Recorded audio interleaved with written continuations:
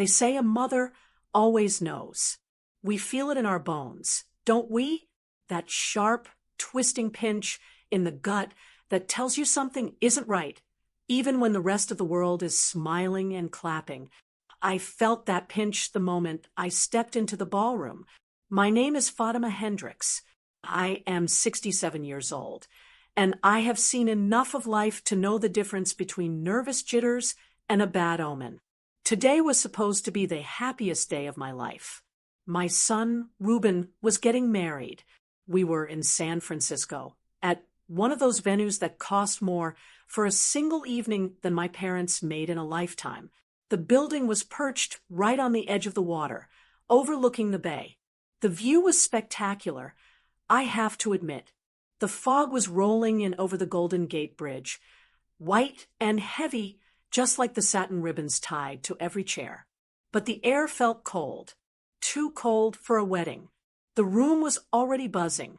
You know the type of crowd, high society, men in tuxedos that fit too perfectly, women dripping in diamonds that caught the light every time they turned their heads to gossip. I stood by the entrance, smoothing down my dress. I felt small, not because I was ashamed of who I was, but because this world, this fast, shiny, expensive world, was never really mine. It was Ruben's world now. Ruben, my beautiful boy. I looked over at him, near the altar.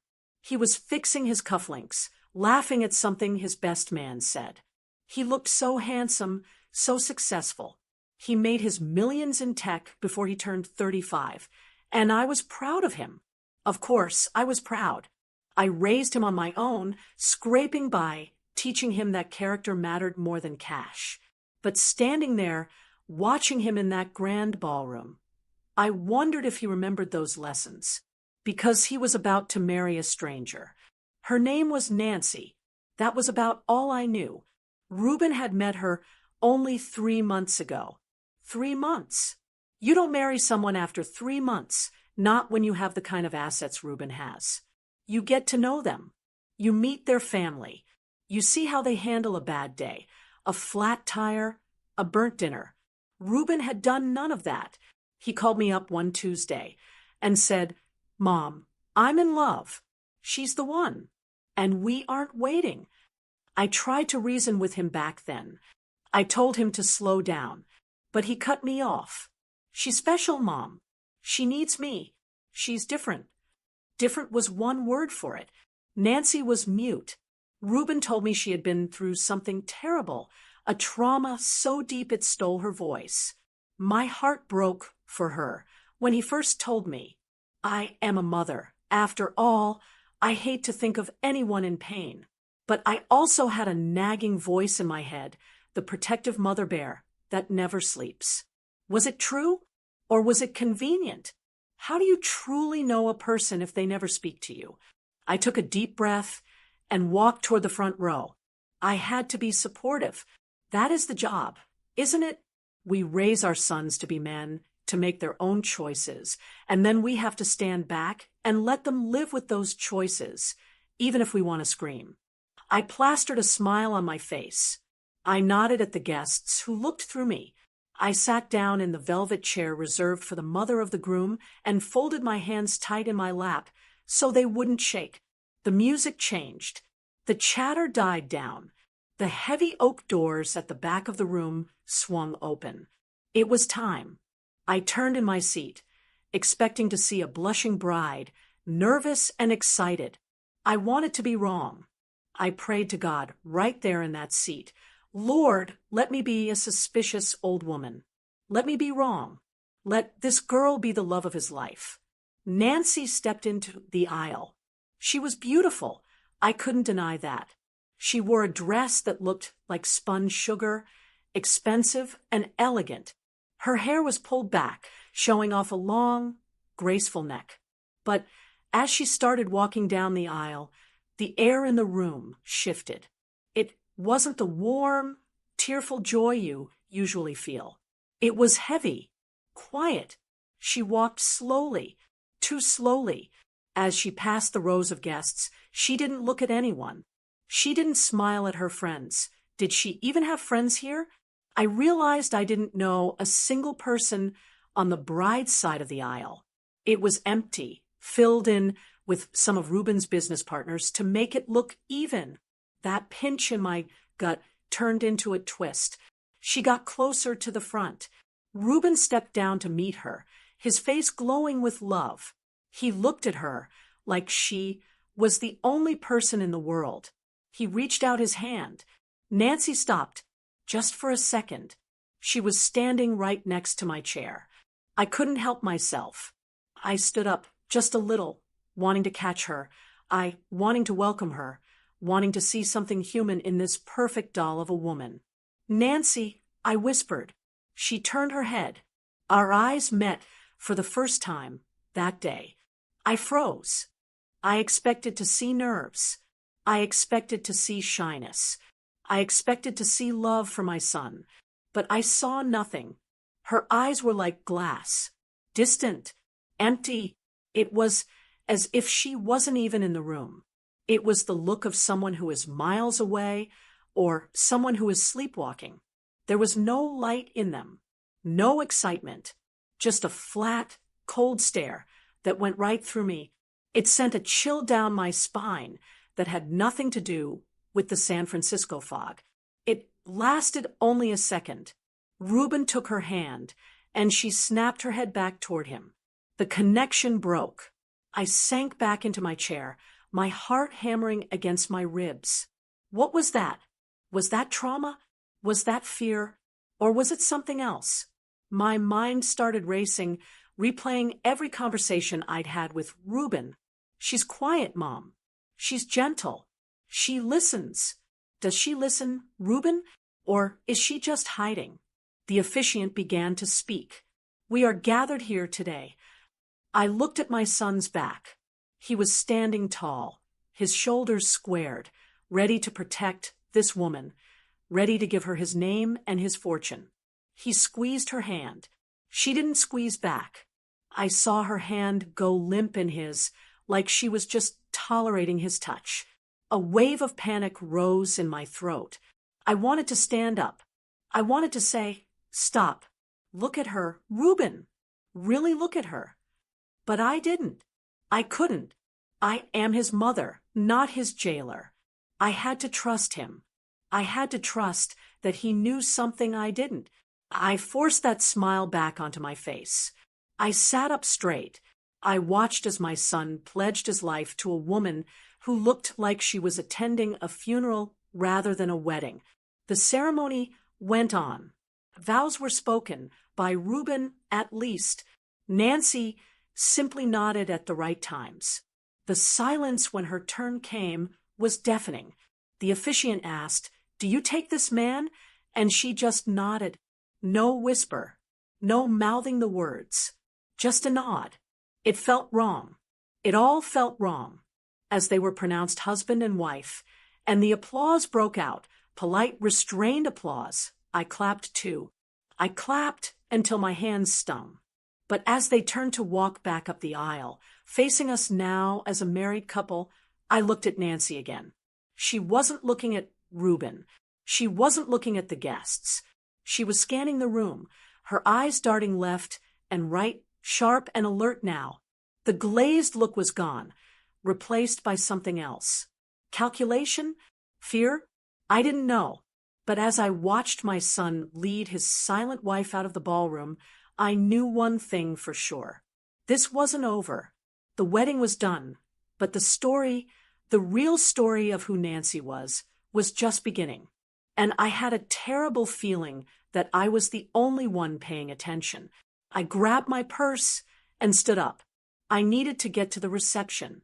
I needed to get closer to her. I needed to know why a woman on her wedding day looked at her mother-in-law with eyes that were dead cold. I didn't know it then, but that silence was the loudest warning I would ever get, and I was about to find out exactly what it was hiding. The reception was held in the grand ballroom, a cavernous space filled with crystal chandeliers and tables draped in heavy white linens. The air smelled of expensive perfume and roasted lamb. It was a party for the rich and famous, the kind of event where the noise level rises with every popped cork of champagne. But amidst all that laughter and clinking glass, there was a pocket of silence that moved wherever my new daughter-in-law went. I watched them from my table near the dance floor. Reuben was guiding Nancy through the crowd, his hand firmly planted on the small of her back. They were doing the rounds, that obligatory march where the bride and groom have to greet every distant cousin and business partner. I've been to dozens of weddings, and usually the bride is the center of energy. She laughs, she hugs, she compliments Aunt Martha's hat. Not Nancy. Nancy was like a beautiful, moving statue. She smiled, yes, but it was a tight practice thing. When people spoke to her, offering their congratulations, she would simply nod or offer a small, polite bow. She didn't open her mouth. Not once. I saw my cousin, Brenda, lean in to say something to Nancy. Brenda is a loud woman, the kind who expects an answer when she talks. I saw Brenda's eyebrows shoot up when Nancy just stared back at her pleasantly. Brenda looked at Reuben, confused. Reuben stepped in immediately.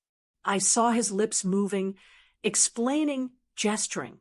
He was doing the talking for both of them. I couldn't sit there anymore. I needed to hear what he was saying. I smoothed my dress and made my way over, timing it so I arrived just as they were finishing with one of Reuben's college friends. "Mom," Reuben said, spotting me. He looked tired. The wedding was only an hour old, and my son already looked exhausted. "Are you having a good time?" "It's a beautiful party, Reuben," I said, leaning in to kiss his cheek. I turned to Nancy. "And you look lovely, dear." Truly. Nancy looked at me. There it was again, that flat, unreadable gaze. She dipped her chin in acknowledgement, but there was no warmth. "No, thank you, Fatima. No, I'm so happy to be part of the family." Just silence. "Nancy is a bit overwhelmed," Reuben said quickly, his voice tight. He pulled her a fraction closer to him. "It's a lot of people." "I can see that," I said carefully. "But surely she can say hello to the guests? People are starting to wonder." "Reuben." Reuben stiffened. "Let them wonder." "I told you, Mom. Nancy doesn't speak. She's mute." He said the word mute loudly, almost as a challenge. A few heads turned at the nearby tables. "I know what you told me," I whispered, not wanting to make a scene. "You said it was trauma from her past." "It is," Reuben insisted, his eyes darting around defensively. "She's a sweet, kind woman, Mom. She prefers not to speak. It's too painful for her, and I don't want anyone pushing her tonight. She's been through enough." Nancy stood there while we discussed her like she was a piece of furniture. She didn't look embarrassed. She didn't look upset that her husband was snapping at his mother. She just smoothed the fabric of her skirt, her face perfectly blank. "I'm not pushing Reuben," I said softly. "I just want to know her." "How can I know her if she never says a word?" "You can know her by her actions," Reuben said. "She loves me. That's all that matters." He turned away then, guiding Nancy toward the head table, effectively dismissing me. I stood there, feeling cold despite the heat of the room. I went back to my seat, but I couldn't eat. I watched them. I watched how the waiters approached their table. A young man offered Nancy a glass of wine. She didn't answer. She just pointed. When he didn't understand immediately, Reuben barked an order at him. It bothered me. It bothered me deep in my spirit.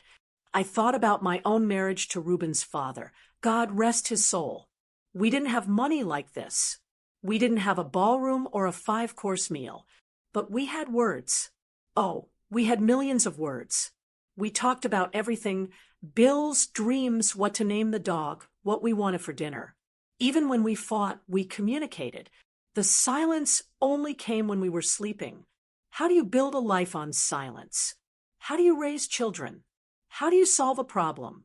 Reuben seemed to think he was being noble. I could see it in his posture. He was the protector, the knight in shining armor saving the broken, silent bird. But the more I watched, the less Nancy looked like a broken bird. She looked bored.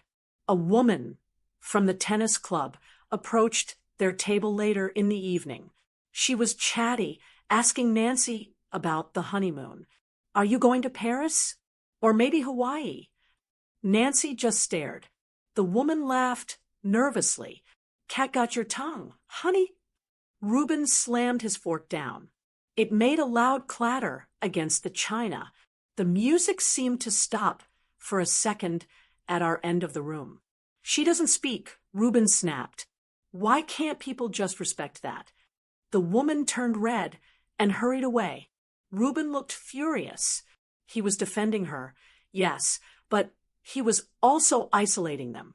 He was building a wall around the two of them, brick by brick. And Nancy, she didn't reach out to calm him down. She didn't place a hand on his arm to say, "It's okay, honey." She just took a sip of her water, completely unbothered by the scene her silence had caused. That was the moment the unease really settled in my stomach, heavy and hard. Trauma makes people skittish. It makes them shy or nervous or emotional. I've volunteered at shelters. I've seen trauma. Nancy didn't look traumatized. She looked in control. She was controlling the entire room without saying a single syllable. Everyone was walking on eggshells around her.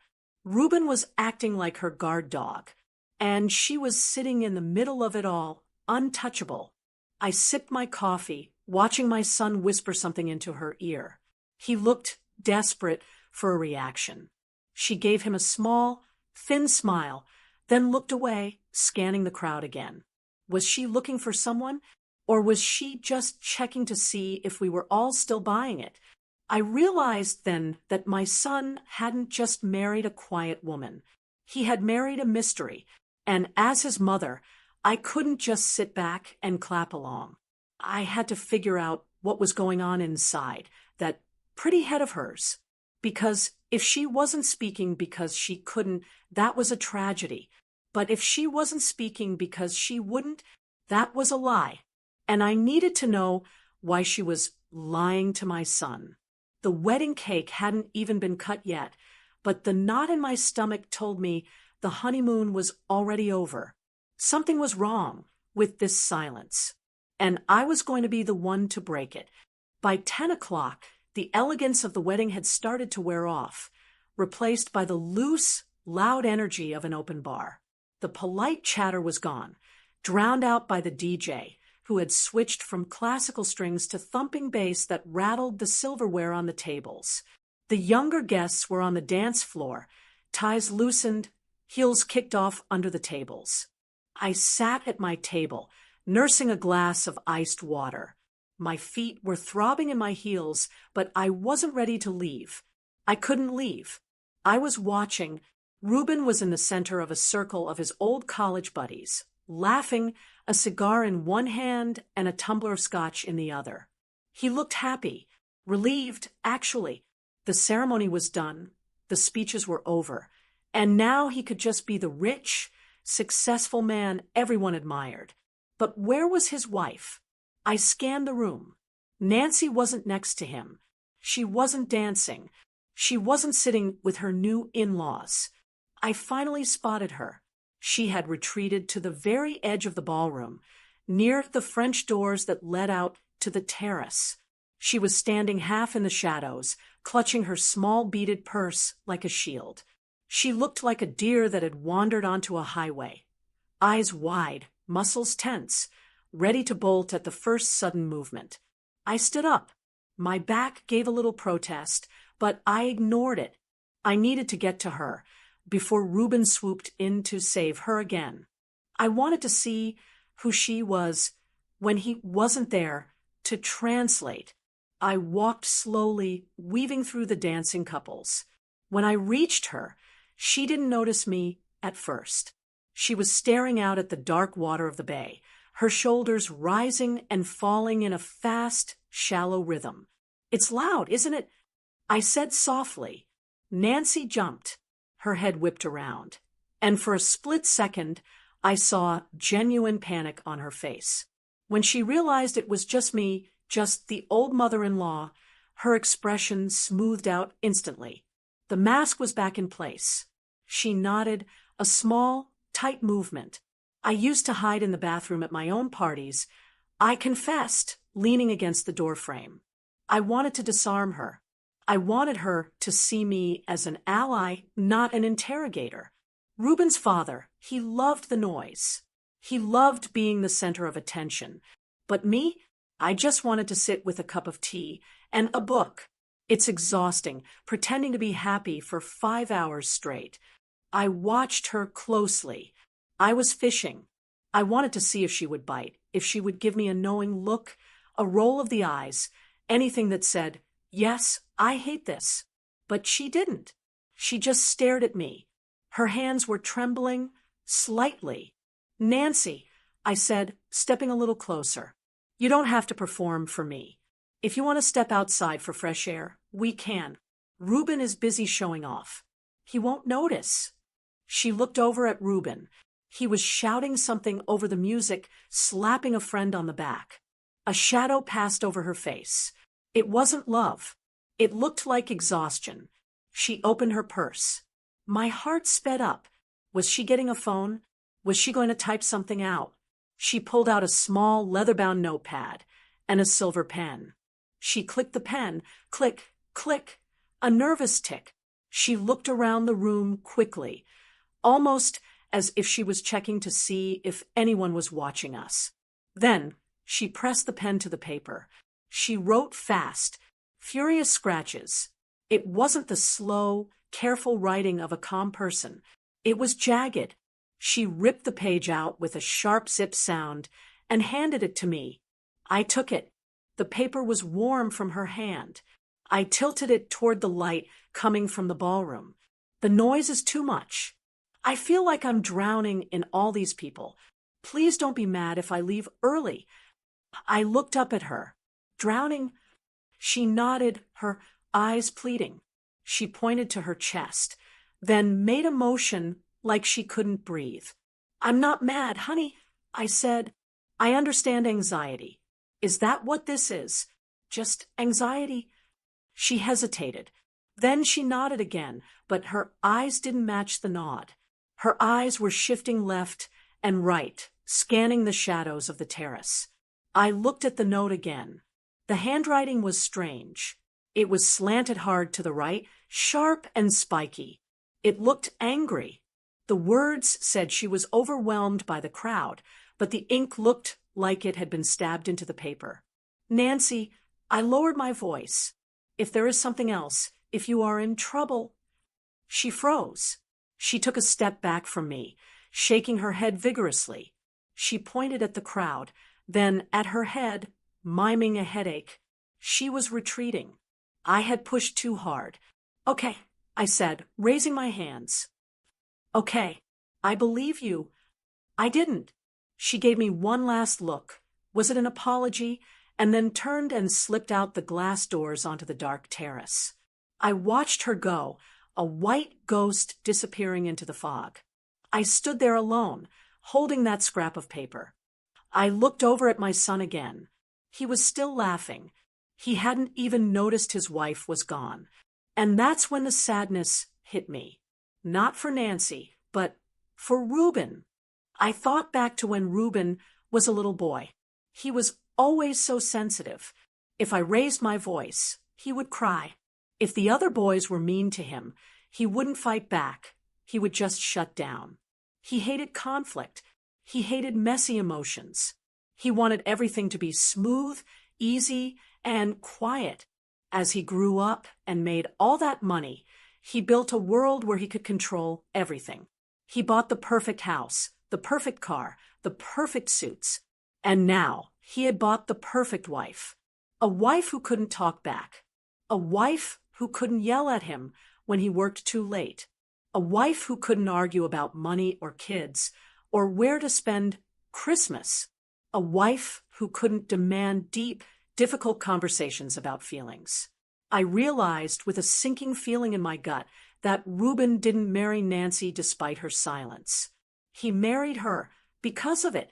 He thought he had found the ultimate hack to a happy life. Remove the communication, remove the conflict.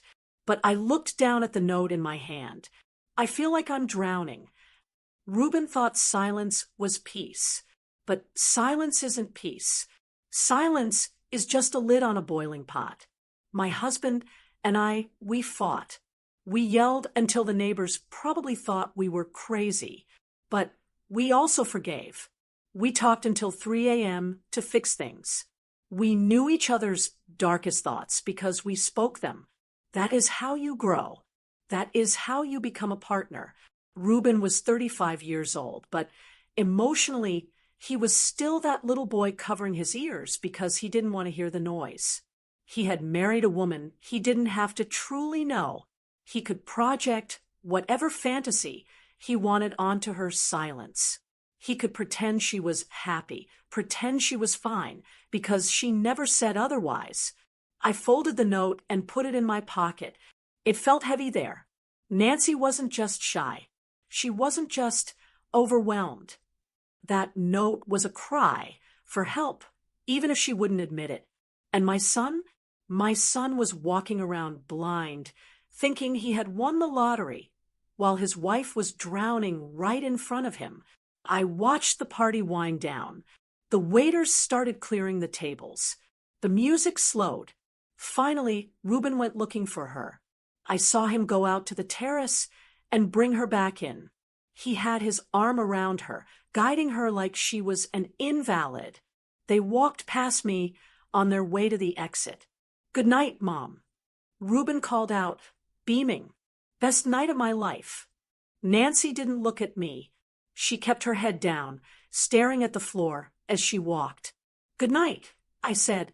I waited until the valet brought their car around.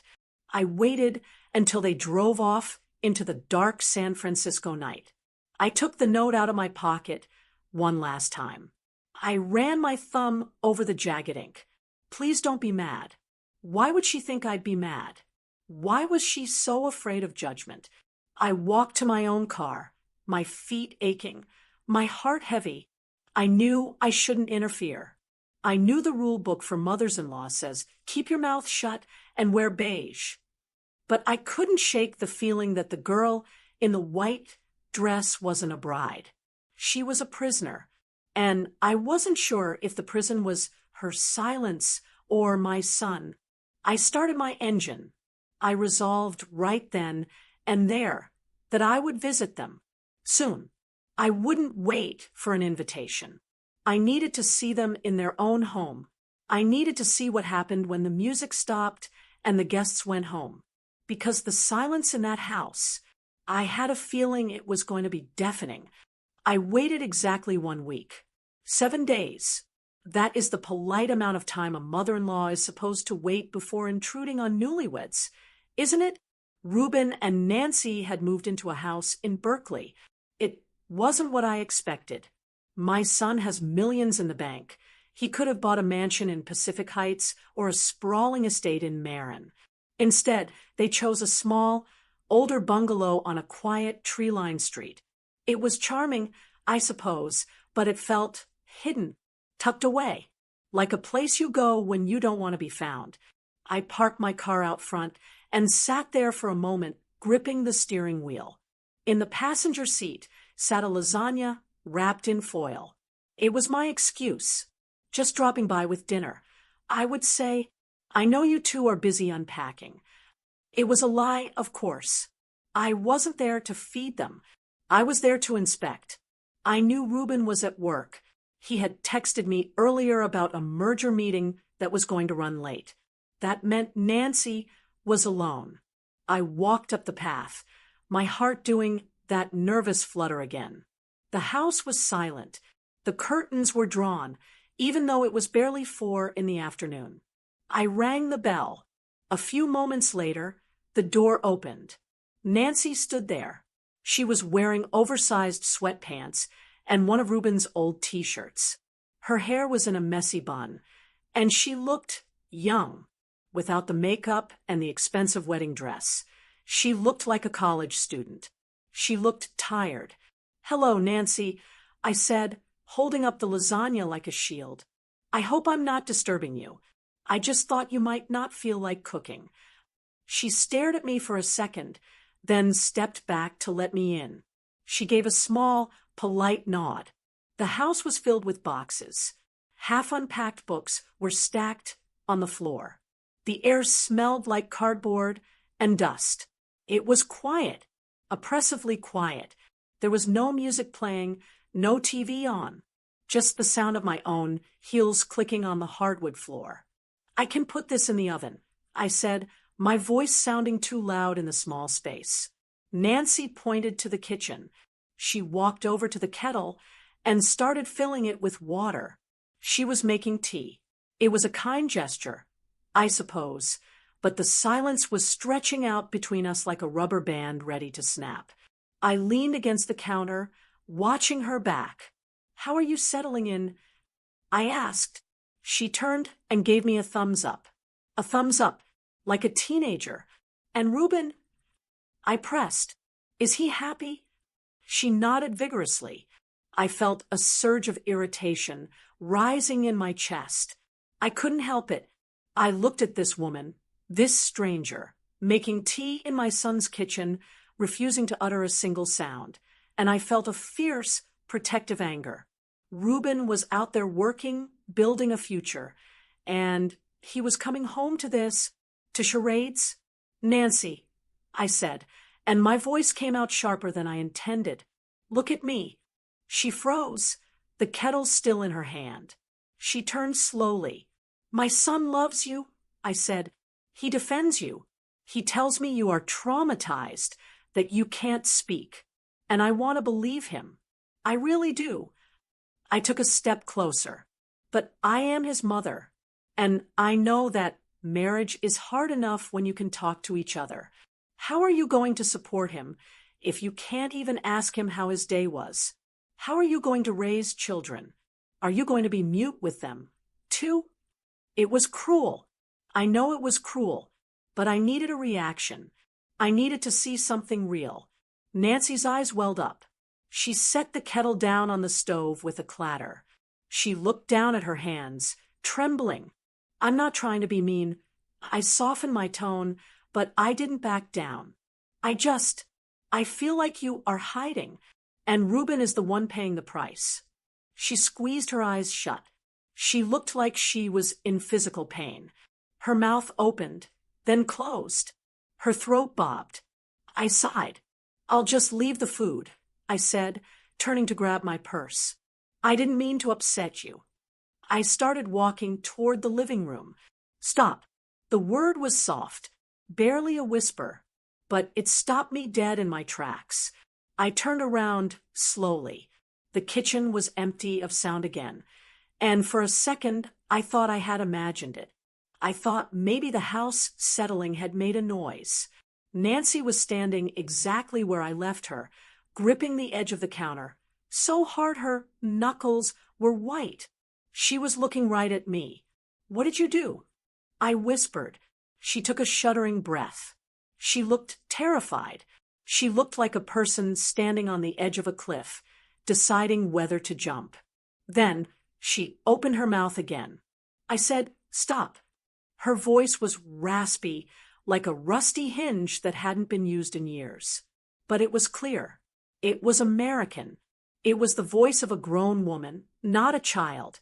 My purse slipped from my shoulder and hit the floor with a thud.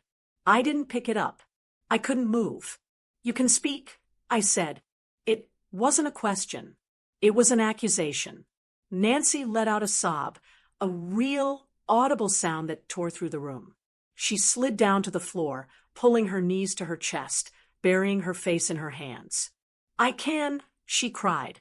"God help me, I can." I stood there, paralyzed. My mind was racing so fast, I felt dizzy.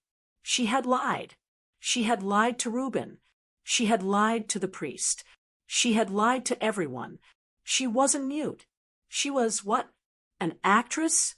A con artist? I walked back into the kitchen. I didn't go to comfort her.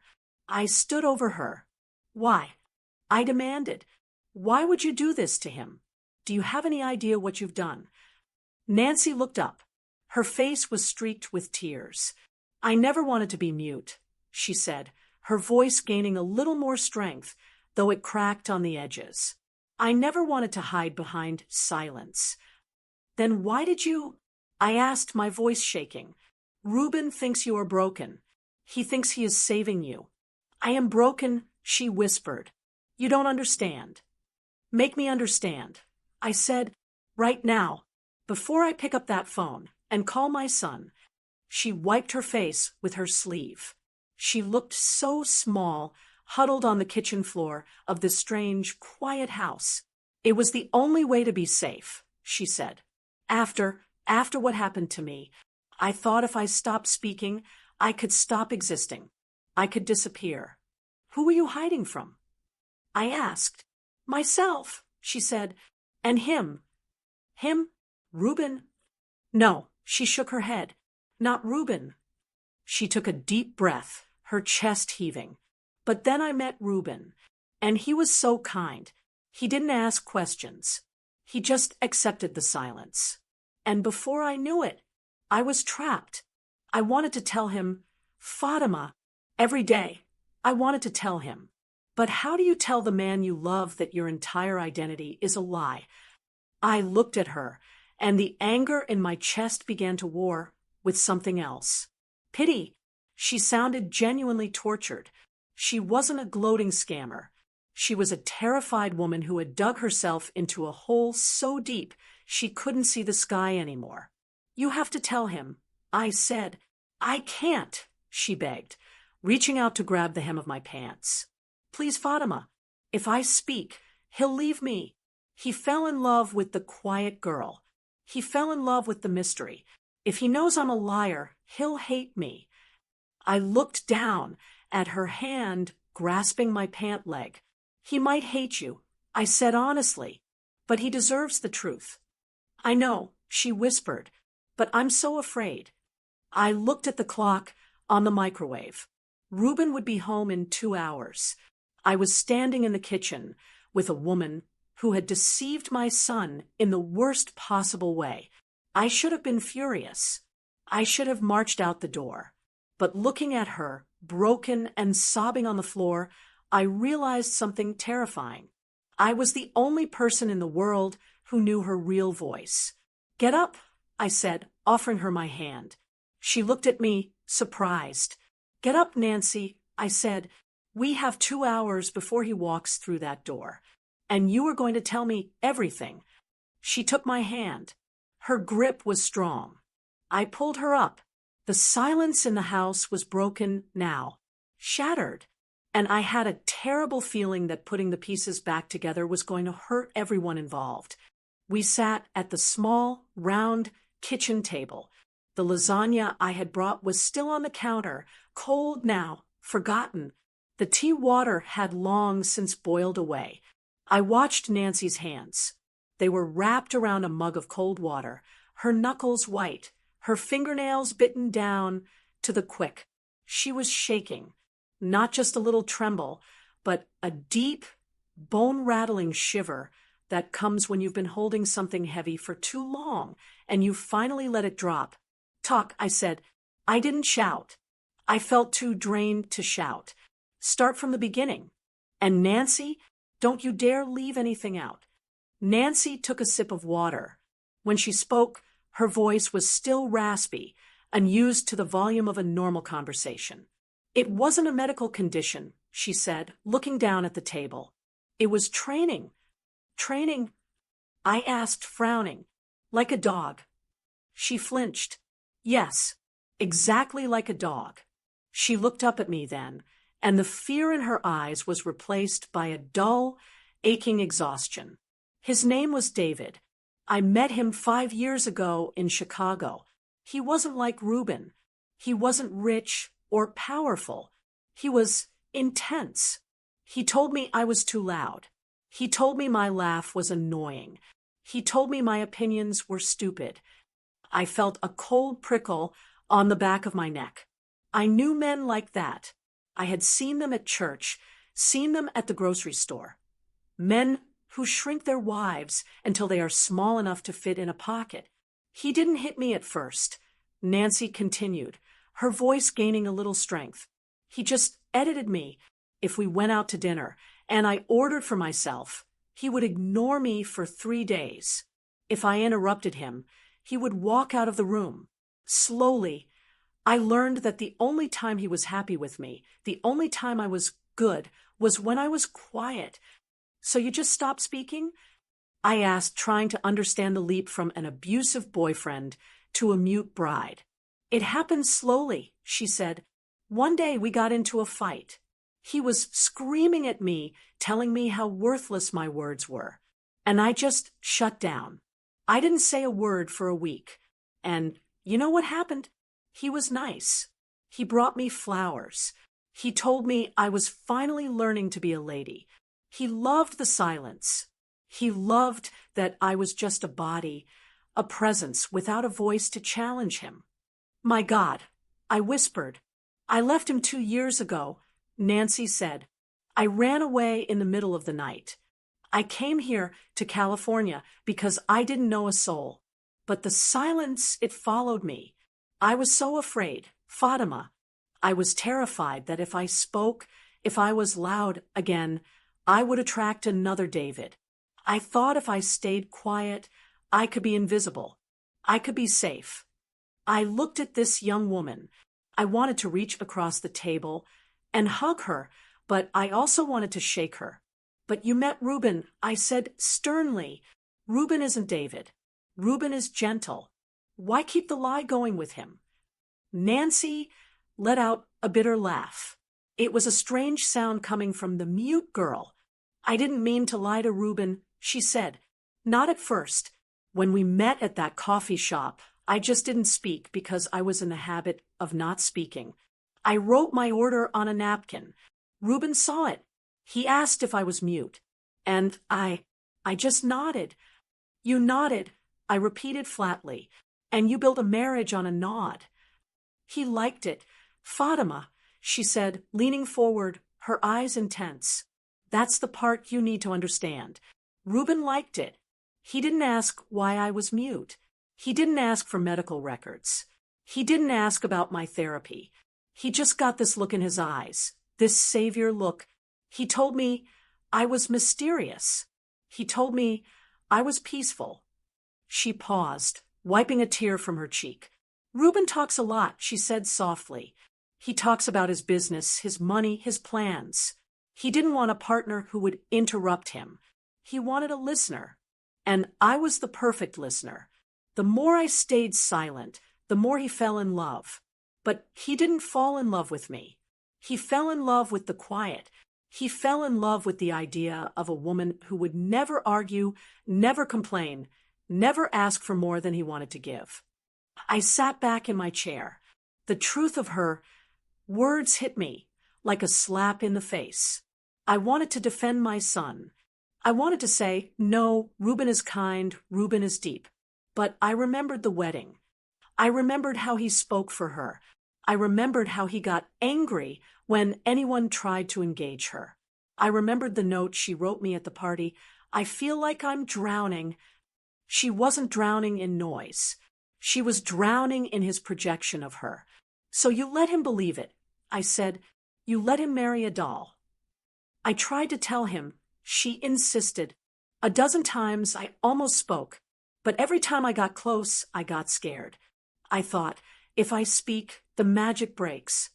If I speak, I become just another woman with opinions and baggage and a past, and he'll leave me. I thought I could do it, Fatima. I thought I could just be the quiet wife forever, but it's only been a week, and I feel like I'm going crazy. I have so much to say to him. I want to tell him about my day. I want to tell him I hate jazz music. I want to tell him I love him out loud. But you can't, I said, because the moment you open your mouth, he's going to know you're a liar. Yes, she whispered. And now you know, too. We sat in silence for a long moment. The sun was starting to go down outside, casting long shadows across the kitchen floor. My anger was still there, simmering. She had deceived my son. She had manipulated him, just as she had been manipulated. It was a cycle of lies. But beneath the anger, my heart was breaking for her. To be so afraid of your own voice that you lock it away, that is a prison I couldn't imagine. Does he know about David? I asked. No, she said. He thinks I have no family. He thinks I'm a blank slate. Reuben, I muttered, shaking my head. My foolish, blind boy. I looked at Nancy. You know you have to tell him. Tonight. Panic flared in her eyes again. I can't. Not yet. Give me more time. No, I said, slamming my hand on the table. It made her jump. No more time. You have been married for 7 days. Every day you wait, the lie gets bigger. If you wait a month, it's unforgivable. If you tell him now, maybe, just maybe, there is a chance. He'll throw me out, she said, her voice trembling. He might, I said honestly. He has a right to be angry. You tricked him.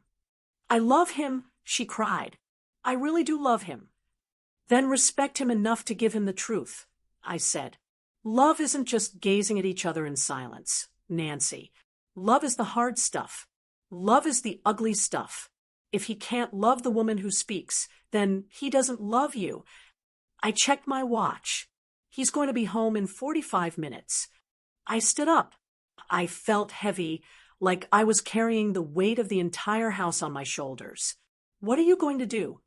Nancy asked, standing up too. She looked terrified of me now. I'm going to sit in the living room, I said, and I am going to wait for my son.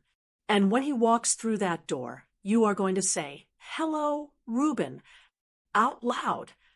And if I can't, she whispered. I looked her dead in the eye. Then I will do it for you. And trust me, Nancy, you want this to come from you, not his mother. She nodded, swallowing hard. She looked sick. I walked into the living room and sat on the sofa. I didn't turn on the lamp. I sat in the twilight, listening to the clock ticking on the wall. Tick, tock, tick, tock. It was the sound of a bomb counting down. My son was coming home to a wife he didn't know, and I was about to watch his perfect, quiet world shatter into a million loud pieces. The headlights swept across the living room wall like a searchlight. I saw the flash of white light hit the family photos on the mantel, then disappear as the car pulled into the driveway. The engine cut off. The heavy silence of the house returned, but now it was charged with electricity. It felt like the air before a thunderstorm, thick, heavy, and dangerous. I looked at Nancy. She was sitting on the edge of the sofa, her hands clasped so tightly in her lap that her knuckles looked like white marbles. She was staring at the front door, as if it were the mouth of a monster. "Breathe," I whispered. She didn't look at me. She just nodded, a tiny, jerky motion. We heard the key slide into the lock. The click of the deadbolt sounded like a gunshot in the quiet room. The door swung open, and there he was, Reuben, my son. He looked tired but happy. His tie was loosened, his jacket thrown over one arm.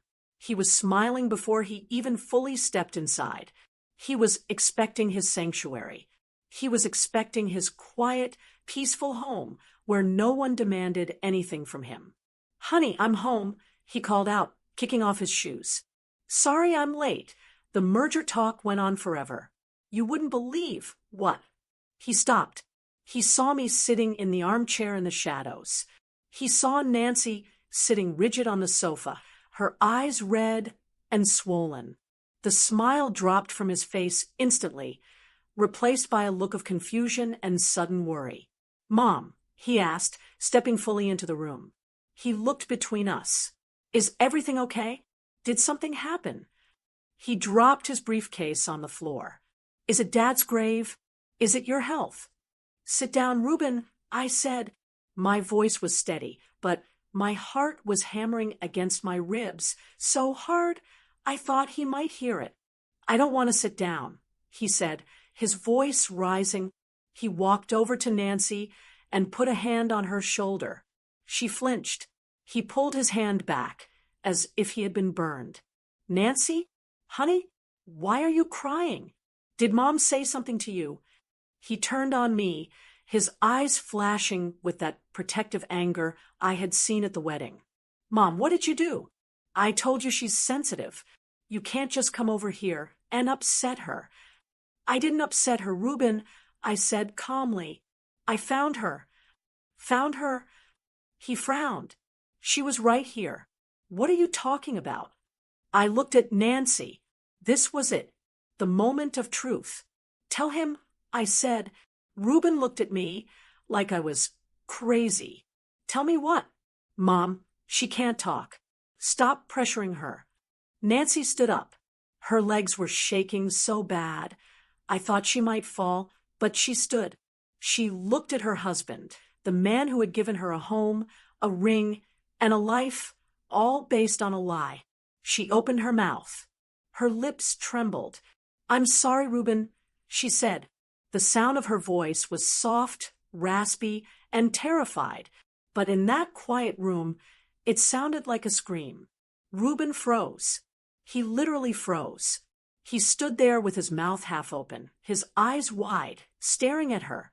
He looked like someone who had just seen a ghost. He blinked once, twice, trying to process what his ears had just heard. What? He whispered. The word came out as a breath, barely audible. I can speak, Nancy said, tears spilling over her cheeks again.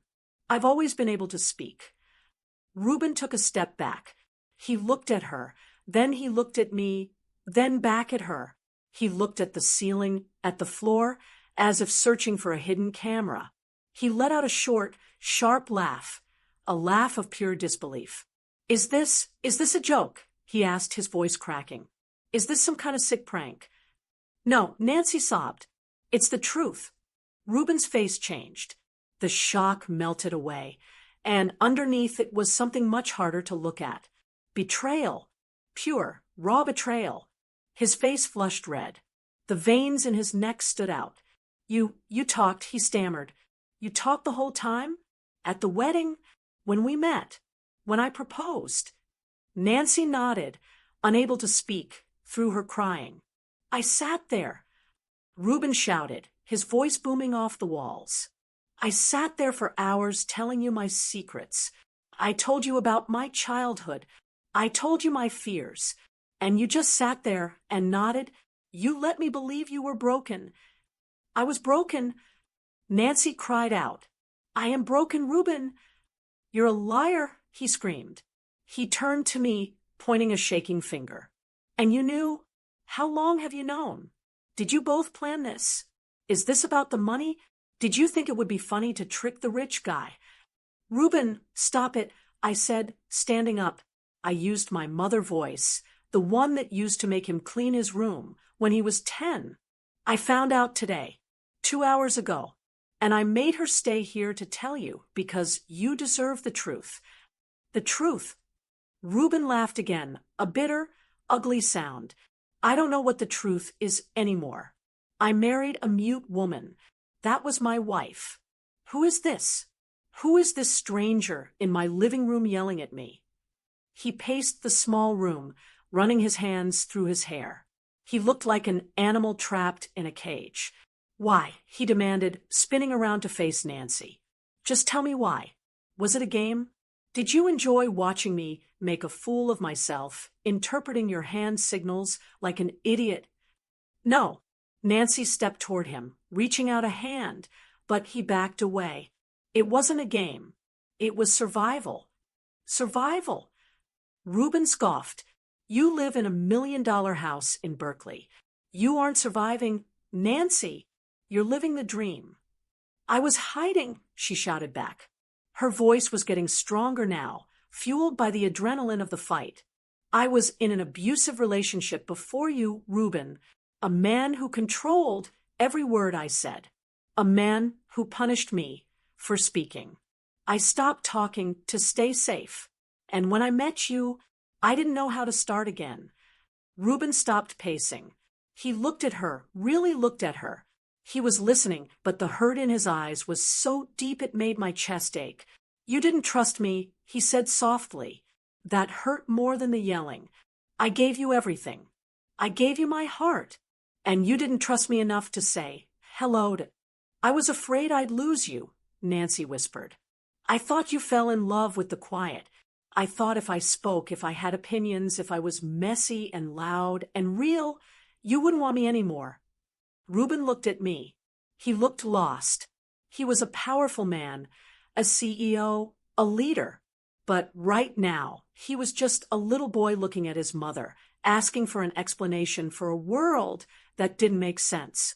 Mom, he said, his voice breaking. Did you know she thought this? Did you know she thought I was shallow? She didn't think you were shallow, Reuben, I said gently. She thought you were safe, and she was terrified of ruining that safety. I walked over to him and placed my hand on his arm. He was trembling, but she was wrong to lie, I added firmly. And you have a right to be angry. You have a right to feel betrayed. But you also need to ask yourself something. Son. He looked down at me. What? Did you ever ask? I said, did you ever really try to dig deep? Or were you just happy that she was easy? Reuben flinched. I saw the truth of it hit him. He had enjoyed the silence. He had enjoyed the lack of conflict. He had been complicit in the lie because it was convenient for him. He looked back at Nancy. She was wiping her eyes, waiting for his verdict. She looked exhausted, stripped bare. I don't know who you are, Reuben said to her. His voice was flat. I look at you, and I see my wife, but I hear a stranger. I'm still me, Nancy pleaded. I'm the same woman who holds your hand when you have a nightmare. I'm the same woman who makes your coffee. I have a voice now. Why didn't you tell me sooner? Reuben asked, why did you wait until my mother forced you? Why did you let me marry a lie? The room went quiet. This was the question that mattered. Nancy took a deep breath. She looked him dead in the eye. Because I was selfish, she said, her voice shaking but clear. Because for the first time in my life, I was loved. And I just knew that the moment I opened my mouth, the fairy tale would end. I didn't tell you because I wanted to be your wife more than I wanted to be honest. She took a step closer to him. But I'm telling you now, she said. I'm telling you now because I can't love you properly with my mouth shut. And if you want me to leave, if you want a divorce, tell me. Use your voice, Reuben. Tell me to go. Reuben stared at her. The clock on the wall ticked loudly. The air was so tight it felt like it was going to snap. He looked at the door. He looked at his wife. Then he looked at me. Mom, he said quietly, can you please leave? My heart sank. I wanted to stay. I wanted to fix it. But I knew I couldn't. This wasn't my fight anymore. Okay, I said. I picked up my purse. I walked to the door. I looked back one last time. Reuben was standing 5 feet apart from Nancy. They were looking at each other across a divide that seemed miles wide. Call me, I said. I walked out into the cool night air and closed the door behind me. I stood on the porch for a moment, listening. I expected shouting. I expected the sound of breaking glass. But there was only silence. And somehow that was more terrifying than any scream. I didn't sleep that night. Not a wink. I sat in my kitchen in my bathrobe, staring at the landline phone on the wall, willing it to ring. I drank 3 cups of herbal tea, but my stomach was tied in such tight knots that nothing helped. Every time a car drove past my house, I jumped, expecting to see Reuben's headlights in my driveway. I expected him to come storming in with his suitcases, telling me it was over. Or worse, I expected a call from Nancy, crying, telling me he had thrown her out on the street. but the phone stayed silent. The night dragged on, heavy and slow, until the gray light of dawn finally crept through the blinds. At 7:30 a.m., the doorbell rang. I didn't run. I walked slowly to the door, steeling myself for whatever wreckage was waiting on the other side. It was Reuben. He looked terrible.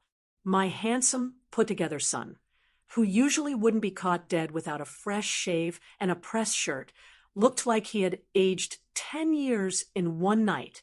He was wearing the same clothes from yesterday, wrinkled and disheveled. His eyes were bloodshot, rimmed with dark circles. He didn't have a bag with him. "Come in," I said softly, stepping aside. He walked past me into the kitchen, like a zombie. He pulled out a chair at the table, the same table where I had fed him oatmeal before school 30 years ago, and collapsed into it. He put his head in his hands. I didn't ask questions yet. I just went to the coffee pot, poured a strong cup, black, the way he likes it, and set it down in front of him. I sat opposite him and waited. He took a sip, the steam rising up to hide his face for a moment. "She slept in the guest room," he said. His voice was rough. "And you?" I asked. "I sat on the couch," he said. "I just stared at the wall, Mom." I replayed every moment of the last 3 months in my head. Every date, every smile, every time I squeezed her hand and thought we were sharing a special, silent moment. He looked up at me, and his eyes were filled with tears. "I feel like such a fool. How did I not know? How could I live with someone and not know they could speak? Because you saw what you wanted to see," I said gently. It was the hard truth, but he needed to hear it. "You wanted peace, Reuben. You wanted a woman who didn't demand anything from you. And she gave you exactly that." "I feel tricked," he whispered. "I feel like the marriage is a sham." I looked at our wedding photos on the mantle this morning. They felt fake, like actors on a set. The deception is real, I agreed. And the hurt is real. But the woman is real too, Reuben. Nancy isn't an actor. She's a survivor. Reuben rubbed his temples. "She told me more last night. After you left. She told me about the man before me, David. She told me about him too," I said. "It sounds like a nightmare," Reuben said, shaking his head. "He broke her down until she was nothing. She said she stopped speaking because it was the only way to stop the fighting. She said silence felt like a shield." He looked out the window at my garden, watching the birds pecking at the feeder. "I'm angry, Mom," he admitted. "I'm so angry that she lied to me. But when she told me about him, about how scared she was, I felt sick. I wanted to protect her. Is that crazy? To want to protect the person who just betrayed you?" "That's not crazy," I said, reaching across the table to cover his hand with mine. "That's love. Love isn't a switch you can just flip off because you're mad. It's messy. I don't know what to do," he said, his voice cracking. "Do I divorce her? Do I annul it? Everyone is going to ask questions. If she starts talking suddenly, what do I tell people? That my wife was miraculously healed. I'll look like an idiot." "Forget the people," I said sharply. "This isn't about the country club or your business partners. This is about your life. Can you live with her truth? That is the only question." Reuben sighed, a long, shuddering breath. "I don't know." "Reuben," I said, leaning in, "you have 2 choices. You can walk away. No one would blame you. She lied to you on a fundamental level. You can pack your bags, file the papers, and find a nice, normal woman who talks too much." He let out a dry chuckle. "Or," I continued, "you can stay. But if you stay, you have to understand something. You aren't married to the fantasy anymore. The mute girl is gone. You are married to a woman with a past, with scars, and with a voice. And she is going to have things to say that you might not want to hear. She is going to have opinions. She is going to have baggage. I realized something last night. Reuben said quietly. I realized that I don't actually know her. I know her favorite color. I know she likes her coffee sweet, but I don't know her stories. I don't know her jokes. I don't know who she is when she's angry or excited. That's terrifying, I said, but it's also an opportunity. Most people take years to peel back the layers. You got yours ripped off all at once like a Band-Aid. He took another long sip of coffee. I told her I wasn't leaving. Not yet. I felt a wave of relief wash over me, but I kept my face neutral. What did she say? She cried. Reuben said she tried to say thank you, but her voice, it's weak, Mom. It sounds rusty. It hurts to hear it. It reminds me of how long she was hiding. So what is the plan? I asked. I told her we need to start over. Reuben said, I told her I'm moving into the guest room for a while. I told her that every night at dinner, she has to tell me one thing about herself, one real thing, and she has to say it out loud. That sounds like a good start. I said, I told her I can't promise that I'll forgive her. He added, his face hardening slightly, I can't promise that we'll make it to our first anniversary. The trust is gone, Mom. It's completely shattered. I look at her, and I wonder, what else are you lying about? That will take time, I said. Trust is like a vase, Reuben. Once it's broken, you can glue it back together, but you will always see the cracks. You just have to decide if the vase is still beautiful enough to keep on the shelf. He stood up, buttoning his jacket. He looked a little steadier than when he walked in. The coffee and the confession seemed to have grounded him. I have to go to work, he said. I have to pretend everything is normal. Reuben, I said, standing up to walk him to the door. Be patient with her and with yourself. You are mourning the wife you thought you had, but give the real Nancy a chance. She fought hard to find her voice. Maybe she has something worth saying. He hugged me then, a tight, desperate hug like he used to give me when he was a boy and had scraped his knee. Thanks, Mom, he whispered, and thanks for making her tell me. I think I would have gone my whole life without knowing, and that would have been worse. Go, I said, patting his back. Go home. I watched him drive away. The morning sun was fully up now, burning off the fog. I went back into the kitchen and washed his mug. As I scrubbed the coffee stain, I thought about my son's marriage. It was fragile. It was damaged.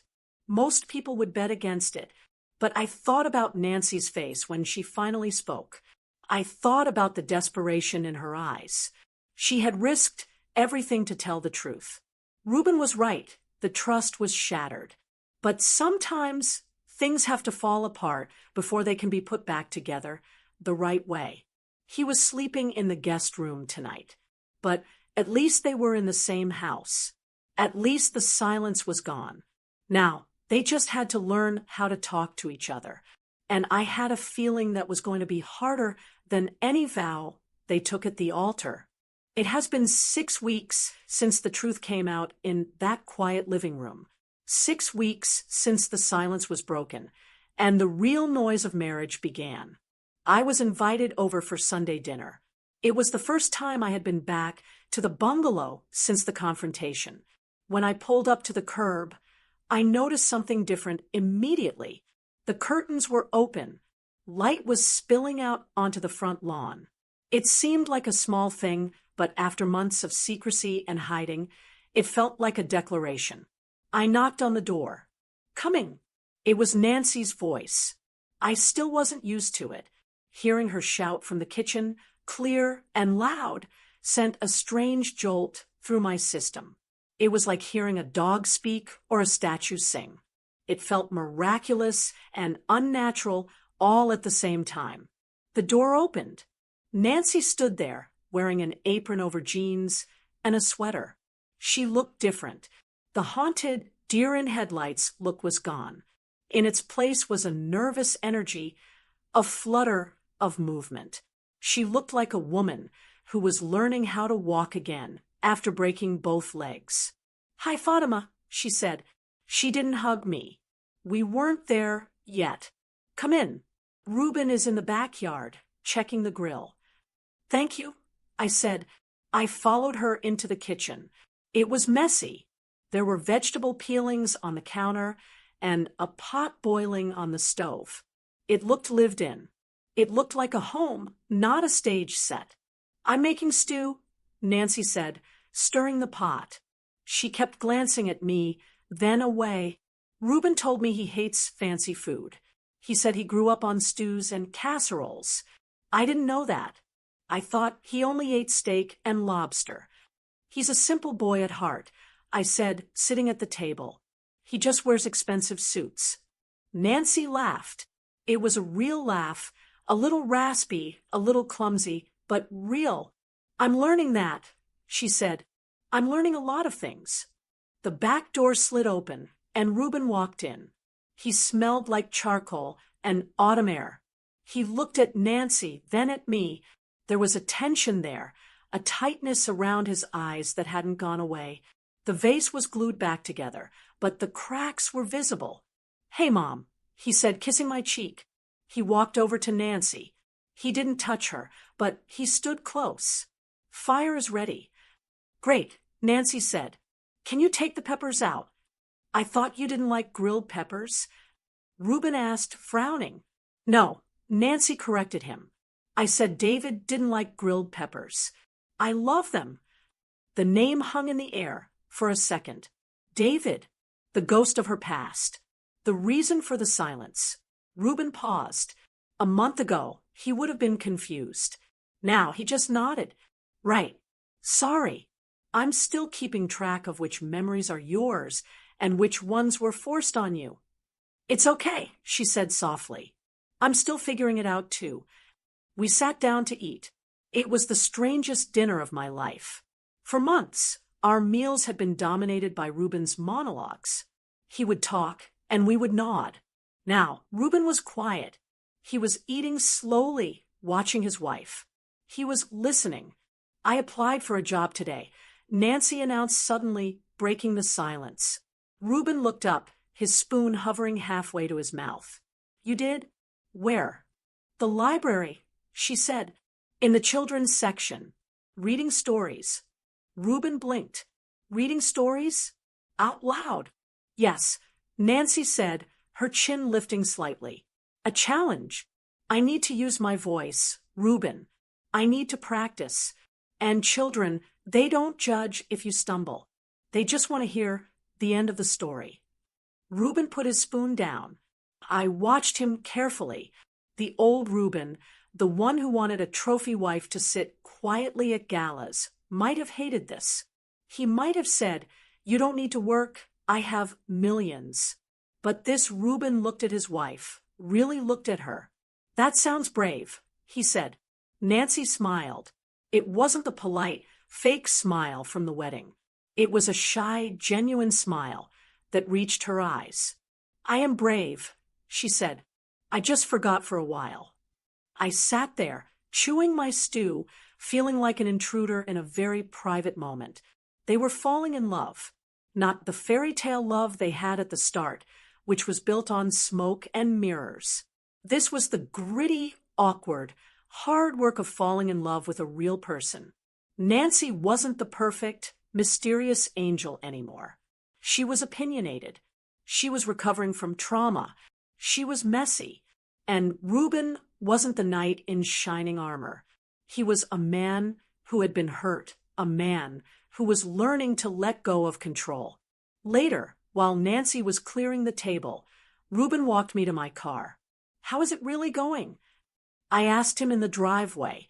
"Don't give me the happy version. Give me the truth." Reuben sighed, leaning against my car door. "It's hard, Mom. Some days I look at her and I still feel angry. I remember the wedding, the lies, the way she let me look like a fool. I get so mad I want to sleep in a hotel." "But you don't," I said. "No," he shook his head. "Because then she'll say something funny or smart or sad. and I realize I find her interesting. She's more interesting now than she was when she was silent. She's a person now, I said. Yeah, Reuben looked back at the house, where Nancy's silhouette was moving in the kitchen window. We're in therapy. Dr. Evans says we have to rebuild the foundation because we built the house on sand. It might fall down, Mom. I can't promise you it won't. I know, I said, but at least you're building it together this time. I drove home slowly that night. The fog was rolling in off the bay, thick and white, covering the city. I thought about my own marriage. I thought about the secrets we keep, the lies we tell to keep the peace, the parts of ourselves we hide to be loved. Nancy took it to an extreme. Yes, but don't we all do it a little bit? Don't we all mute parts of ourselves to fit into someone else's life? Nancy was lucky. She found a voice before it was too late. And Reuben was lucky too, even if he didn't feel like it yet. He was getting a second chance to marry his wife. I don't know if they will make it. The road ahead is long. Trust is a fragile thing, easily broken and hard to fix. But as I turned into my driveway, I remembered the sound of Nancy's laugh in the kitchen. It was raspy. It was imperfect, but it was loud. And in a house that had been silent for so long, a little noise was a beautiful thing. I parked the car and turned off the engine. The silence of my own empty house waited for me. But for the first time in a long time, I didn't feel worried about my son. He wasn't safe anymore. He wasn't in a quiet, controlled bubble. He was in the thick of it. He was living a real, messy, loud life. And that is all a mother can really hope for. The truth had come out. The silence was over. And whatever happened next, well, at least they would be talking about it. Write in the comments which city you're watching from and what time it is. I'm so curious to know where all you wonderful people are tuning in from. If you want to support me a little extra, you can also send a small donation by clicking the link in the description. I share new life stories for you every single day. And now 2 of my most popular stories will pop up on the screen, so you can choose what to watch.